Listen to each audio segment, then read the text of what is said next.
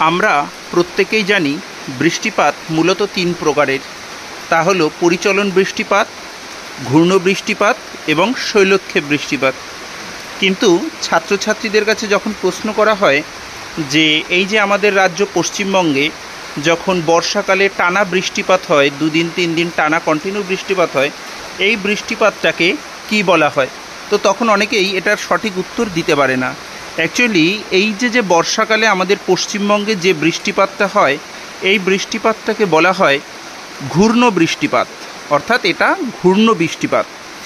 এবার অনেকেই প্রশ্ন করে যে তাহলে স্যার এটা যদি ঘূর্ণ বৃষ্টি হয় কিন্তু এই সময় তো ঝড় হয় না।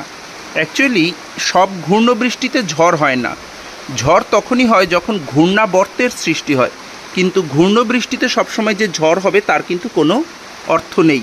অ্যাকচুয়ালি এই যে বর্ষাকালে কন্টিনিউ যে বৃষ্টিপাত হয় 2 দিন 3 দিন ধরে, এই বৃষ্টিপাতের এই ঘটনাটাকে বলা হয় ক্রান্তীয় ডিপ্রেশন।